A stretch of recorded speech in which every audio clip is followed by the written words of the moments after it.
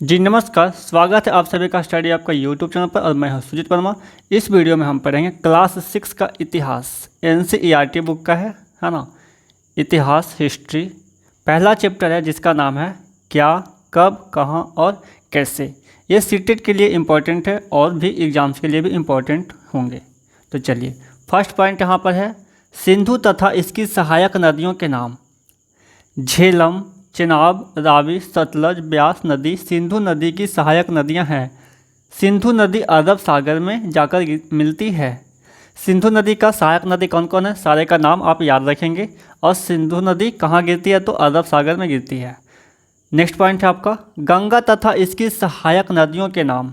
गंगा और उसका सहायक नदियों के नाम यहाँ पर मैं ले रहा हूँ। यमुना, चंबल, सोन नदी गंगा नदी की सहायक नदी है ना, यानी यमुना, चंबल, सोन जो है वो गंगा नदी की सहायक नदी है।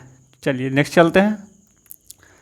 उत्तर पश्चिम की सुलेमान और किरथर पहाड़ियों के क्षेत्र में कुछ ऐसे स्थान हैं जहां लगभग 8000 वर्ष पूर्व स्त्री पुरुषों ने सबसे पहले गेहूं तथा जौ जैसी फसलों का उपजाना आरंभ किया था। क्वेश्चन इस तरह से बन सकता है कि सबसे पहले गेहूं तथा जौ जैसी फसलों का उपजाना आरंभ कहाँ हुआ था, तो उस जगह का नाम है उत्तर पश्चिम में सुलेमान और किरथर पहाड़ियों के क्षेत्र में। नेक्स्ट है आपका उत्तर पूर्व में गारो तथा मध्य भाग में विंध्य पहाड़ियों के कुछ अन्य ऐसे क्षेत्र हैं जहाँ कृषि का विकास हुआ।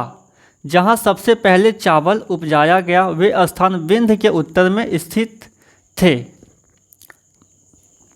नेक्स्ट पॉइंट है आपका इंडिया शब्द इंडस से निकला है जिसे संस्कृत में सिंधु कहा जाता है। ईरानियों और यूनानियों ने सिंधु को हिंदोस अथवा इंडोस और इस नदी के पूर्व में स्थित भूमि प्रदेश को इंडिया कहा। भारत नाम का प्रयोग उत्तर पश्चिम में रहने वाले लोगों के एक समूह के लिए किया जाता था। इस समूह का उल्लेख संस्कृत की आरंभिक कृति ऋग्वेद में भी मिलता है। बाद में इसका प्रयोग देश के लिए होने लगा। नेक्स्ट है पॉइंट आपका है अतीत में लिखी गई पुस्तकें हाथ से लिखी होने के कारण पांडुलिपि कही जाती है। पांडुलिपि क्यों कही जाती है, तो अतीत में यानी बहुत वर्ष पहले लिखी गई पुस्तकें, जो पुस्तक लिखी गई तो हाथ से लिखी होने के कारण, पहले कैसे लिखेंगे, मशीन से तो लिखाता नहीं था, हाथ से ही लिखाता था। तो अतीत में लिखी गई पुस्तकें हाथ से लिखी होने के कारण पांडुलिपि कही जाती है ना।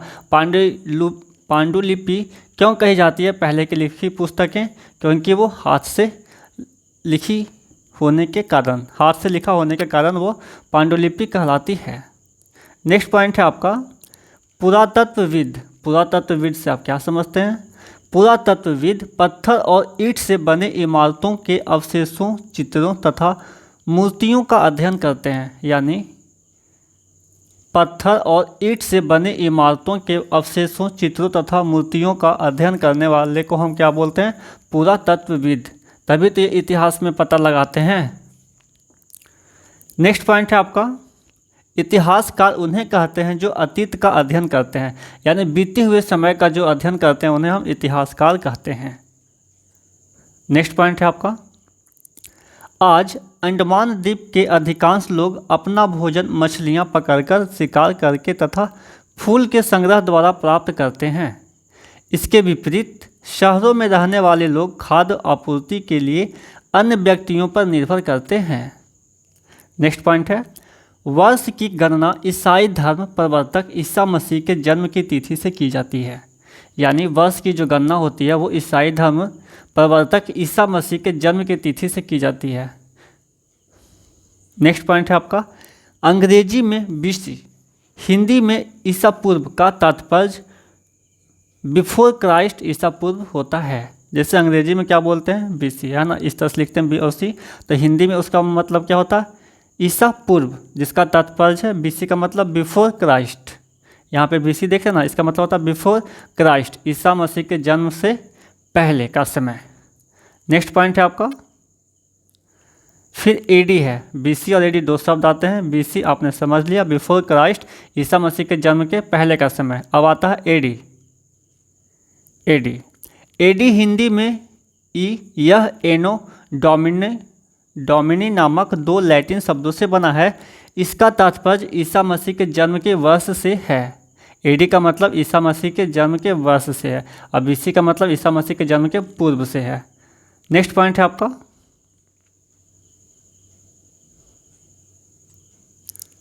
कभी कभी एडी की जगह सीई तथा बीसी की जगह बीसीई का उपयोग होता है।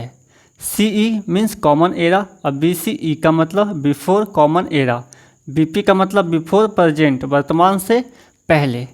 नेक्स्ट पॉइंट है आपका, कृषि का आरंभ 8000 वर्ष पूर्व हुआ। कृषि का आरंभ कब हुआ? 8000 वर्ष पूर्व। नेक्स्ट पॉइंट है, सिंधु सभ्यता के प्रथम नगर 4700 वर्ष पूर्व, यानी सिंधु सभ्यता का जो प्रथम नगर है वो 4700 वर्ष पुराना है। पूर्व में मिली सिंधु सभ्यता का प्रथम नगर। नेक्स्ट पॉइंट है आपका, गंगा घाटी के नगर मगध का बड़ा राज्य 2500 वर्ष पूर्व, यानी गंगा घाटी के जो नगर है वो मगध का बड़ा राज्य है ना, वो कब? 2500 वर्ष पूर्व मिला। ठीक है। नेक्स्ट पॉइंट है आपका, वर्तमान लगभग 2000 वर्ष पूर्व।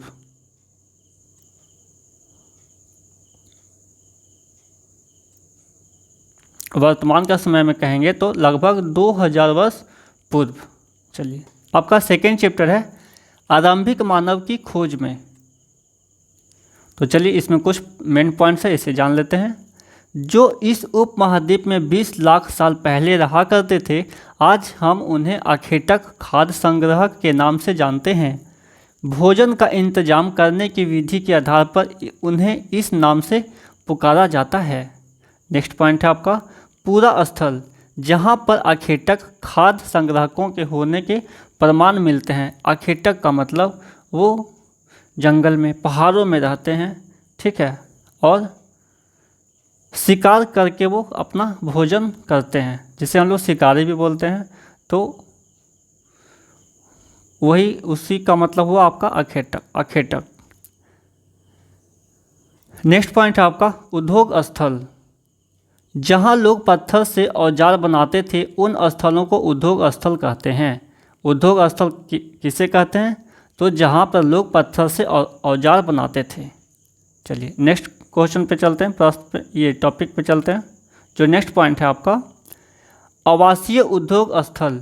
हमें ऐसी जगहों पर पत्थर के बड़े बड़े टुकड़े मिलते हैं और ऐसे उपकरण मिलते हैं जिन्हें लोग इन स्थलों पर छोड़ गए होंगे। पहले जहाँ पे लोग बनाते थे पत्थर से औजार, तो कुछ लेकर के जा पाते होंगे, कुछ लेकर नहीं जा पाते होंगे, या किसी भी कारण से वहाँ पे छोड़ दिए होंगे। तो उस स्थान पे छोड़े हुए जो उनका सामान है तो वो अब मिलते हैं, क्योंकि वे ठीक नहीं बने होंगे। साथ ही औजार बनाने के बाद पत्थरों के टूटे फूटे टुकड़े भी इन स्थलों पर मिलते हैं। कभी कभी लोग इन स्थलों पर कुछ ज़्यादा समय तक रहा करते थे।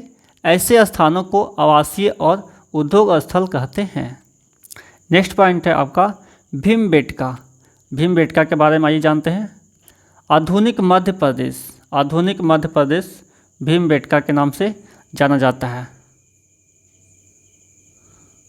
आधुनिक मध्य प्रदेश जो है वही पहले क्या था? भीमबेटका। आज का जो आधुनिक मध्य प्रदेश है वो पहले का क्या था? भीमबेटका। यानी पहले का जो भीमबेटका वही आज का आधुनिक मध्य प्रदेश हो गया है। नेक्स्ट पॉइंट है आपका, लोग इन गुफाओं में इसलिए रहते थे क्योंकि यहाँ उन्हें बारिश, धूप और हवाओं से राहत मिलती थी। पहले के लोग कहाँ रहते थे? तो गुफाओं में रहते थे। क्यों? क्योंकि उन्हें बारिश, धूप और हवाओं से राहत मिलती थी। ऐसी प्राकृतिक गुफाएं विंध्य और दक्कन के पर्वतीय इलाकों में मिलती है, जो नर्मदा घाटी के पास है। विंध्य और दक्कन की पठारें कहाँ हैं? नर्मदा घाटी के पास में है, और इन्हीं नर्मदा घाटी के आसपास में गुफाएं मिलती हैं। नेक्स्ट पॉइंट है आपका, हुंसगी का अधिकांश औजार चूना पत्थरों से बनाए जाते थे। दे देगा ऑप्शन में हुंसगी, और एक तरफ मिलाने वाला दे देगा, तो आप जानेंगे तब ना। हुंसगी का अधिकांश औजार जो थे वो चूना पत्थरों से बनाए जाते थे। नेक्स्ट पॉइंट है, आरंभिक काल को पूरा पाषाण काल कहते हैं। पूरा पाषाण काल किससे कहते हैं? तो आरंभिक काल को, यानी शुरुआती समय को पूरा पाषाण काल कहते हैं। पूरा का मतलब प्राचीन, पाषाण का मतलब पत्थर से बना। पूरा का मतलब प्राचीन होता है और पाषाण का मतलब पत्थर से बना। 12,000 साल पहले के समय को पूरा पाषाण काल माना जाता है। पूरा पाषाण काल का समय क्या था? आज से 12,000 वर्ष पहले, यानी 12,000 साल पहले के समय को पूरा पाषाण काल माना जाता है। नेक्स्ट पॉइंट है आपका, 12,000 से लेकर के 10,000 साल पहले को मध्य पाषाण युग, ठीक है। और नेक्स्ट है 10,000 साल पहले नव पाषाण युग का आरंभ। तो चलिए आज के क्लास में बस इतना ही रखते हैं। नेक्स्ट वीडियो में हम पढ़ेंगे 3 चैप्टर से।